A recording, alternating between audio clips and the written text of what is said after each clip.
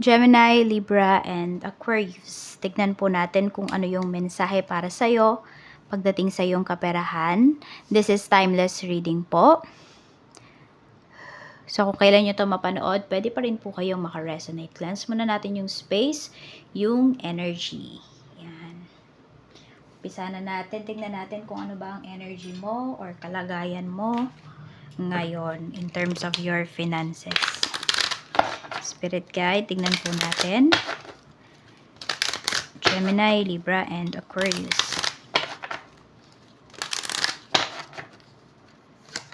We have love. Maybe you love what you are doing. Air signs. Okay? So, pwedeng satisfied ka naman pagdating sa iyong kaperahan. Satisfied ka naman sa ginagawa mo. Tingnan natin. Past situation. Okay. Past situation. Tingnan natin. Past situation. Spirit guide. We have victim consciousness. Ayun. So, meron dito. Siguro nagpadala kayo sa mga nararamdaman ninyo. Di ba? Sa hopes ninyo towards sa isang tao na tipong alam nyo na niloloko kayo. Pero, sige pa rin kayo ng sige.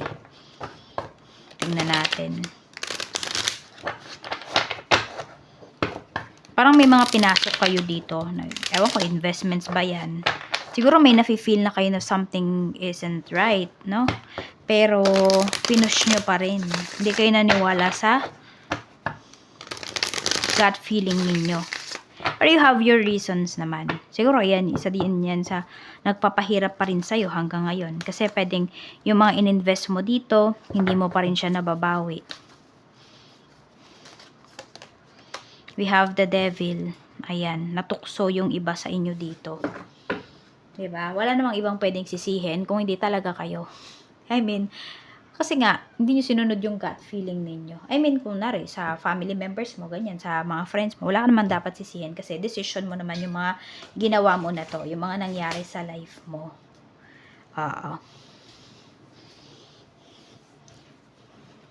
So, tignan po natin, ano pa yung mensahe.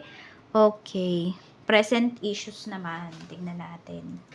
Ano naman yung mga present issues mo? We have procrastination. Ito naman yung nagpapahirap sa iyo ngayon. Kasi ang dami mong pinaprocrastinate. Ang dami mong parang sinasaalang-alang. Ang dami mong pinagpapaliban. Siguro naniniwala ka kasi sa divine timing. Kaya po yung iba sa inyo, hindi nyo to nakikita as, as some delays pagdating sa life ninyo. Kung hindi nakikita nyo to as divine intervention, kung may mga plans man kayo dito na hindi nangyari, ayan, mataas yung yung faith ninyo. Okay, sige, positive yung energy na yan. Siguro, mas tinitignan nyo yung positive side kesa sa negative side. Siguro, ayaw nyo na lang din stressin yung sarili niyo kasi ang dami yun ng stress na pinagdaanan. So, 28, 12, 8, and 22. Yan po yung inyong mga lucky numbers. Yun yung inyong pwedeng significant numbers. Date yan sa buhay po ninyo. Tingnan natin. Queen of Wands. Okay. Some of you kasi parang di naman kayo naghihirap. Air signs. Ayan. Pagdating sa finances ha, meron pa rin at meron po kayong nagagawa para tulungan yung inyong sarili. Oo. Parang pag ginusto mo naman talaga, nakukuha mo naman talaga. I mean, kapag nag-effort ka naman talaga, ayan po, hindi ka naman nahihirapan pagdating sa money. Tignan natin. Pero ewan ko ha, parang yung iba sa inyo, pinagpapaliban nyo yung pag-angat ng pamumuhay ninyo. Hindi ko alam kung tinatamad ba kayo. Hindi ba kayo inspired? Or talagang feeling mo, hindi lang kasi ito yung time, ito yung year or yung month para kumilos ka. No? Para iporsige mo or pagporsigihan mo. Tingnan natin. House situation, family situation pagdating sa pera. We have Knight of Cups. Okay, so yung iba po sa inyo, tulong po. Parang hindi kayo masyadong pressured. Yun yung nakikita ko pala sa inyo dito. And siguro nga, ayaw nyo ding i-pressure yung sarili nyo. Before kasi ito yung nangyari, di ba? Yun. Medyo na-trauma kayo dito. Kaya parang ayaw nyo nang i-pressure yung sarili ninyo. Tignan natin. Page of Swords. May pagtutulungan naman dito, in fairness ha, pagdating sa family. Parang hindi naman ikaw lahat gumagastos. Parang ikaw pa yung natutulungan dito, air signs, Gemini, Libra, Aquarius. So, maganda naman, hindi naman toxic yung family situation ninyo. Ayan, kaya din siguro na-appreciate ka ng family mo kasi ito, naloko ka, hindi naman dahil sa kanila, sabi ko wala ka naman dapat sisihin dito. Kung hindi naman, sila kasi yung naiisip mo noon na, 'di ba, mas matutulungan mo sila pag mas lumago yung pera mo, tipong ganon. Oo. Kaya ngayon, parang sila naman yung bumabawi sa'yo dito. Tignan natin. We have Knight of Swords. Meron tayong Four of Swords. Ito naman pagdating sa mga friends mo. Ace of Swords. Okay. I don't know kung nag-lie low ba yung ano ninyo, yung mga usapan ninyo ng mga friends mo. Para kasi before, kung yung iba sa inyo, nasa malayo kayo, nasa ibang bansa kayo, nasa malayong lugar, nasa ibang bansa.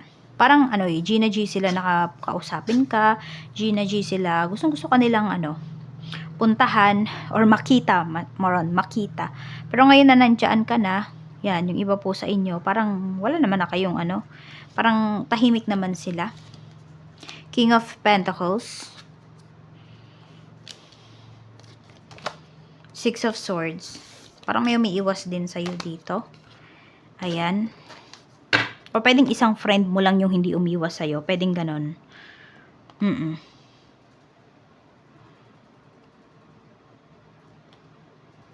Okay. So, parang nagkapalit naman pala kayo ng sitwasyon. Meron naman dito, parang sila naman yung umalis. Ganon. Kaya, parang nananahimik sila. Siguro, tatakot baka mahiraman mo. Air signs, ganyan. Oo.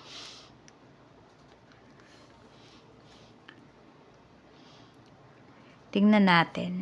Kasi nga, yung iba sa inyo, di ba, nagpo-procrastinate kayo. So, iba, pwedeng, huminto muna ba kayo sa pagtatrabaho? Na-stress kasi talaga yung iba sa inyo. O pwede nagkasakit kayo dahil sa stress na yan na dinanas ninyo. Pwede kasi na 1 to 2 years for some of you, or 4 years to 8 years, parang ganyan yung trauma na naramdaman ninyo o yung stress na pinagdaanan ninyo, parang nagkapatong-patong na siya.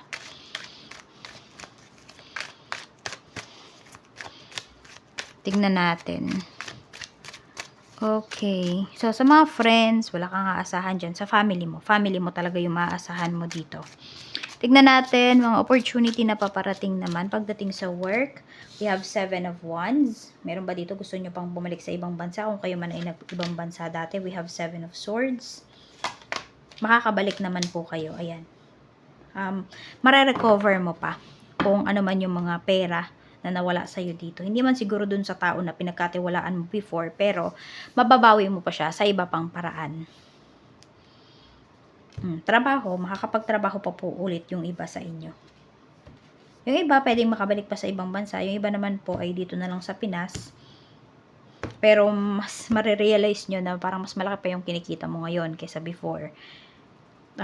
Nandyan din, nakasama mo yung family mo.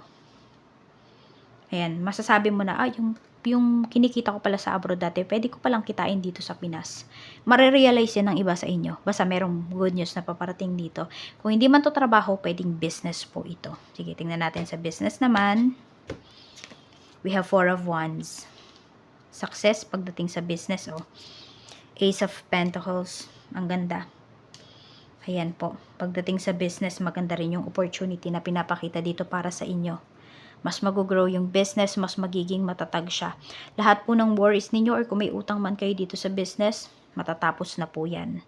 For some of you, in 1 to 4 months, pwedeng matapos nyo na yan. Or kung may utang man po kayo, ayan, in 1 to 4 months, pwede na siyang matapos.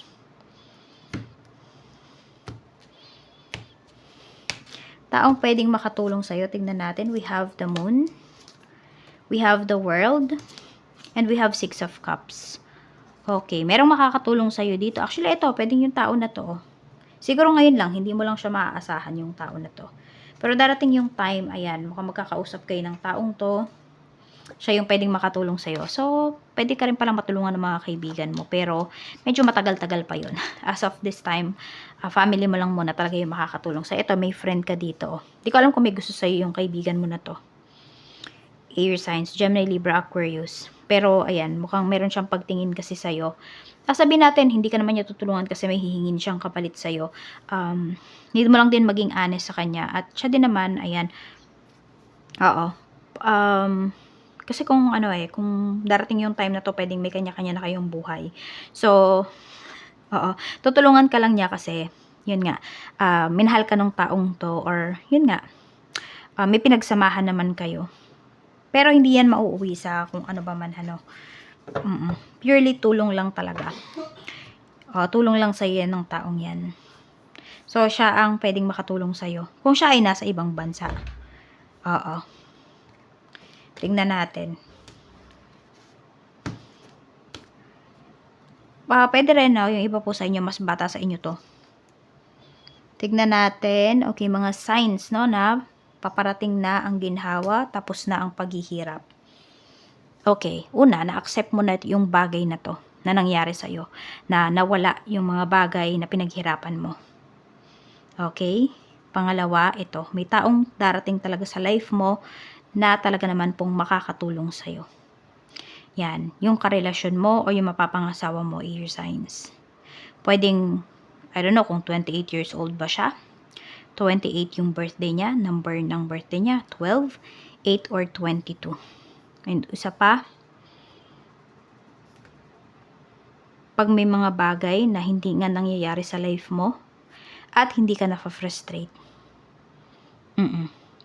Yung sobrang relax lang ba ng energy mo, mangyari man or hindi. Plinano mo man yun or hindi. Tsaka mas mataas yung faith mo. Ayan, no? I mean, mas naiintindihan mo na talaga yung spirituality. Not just religion, but your spirituality. Yan po.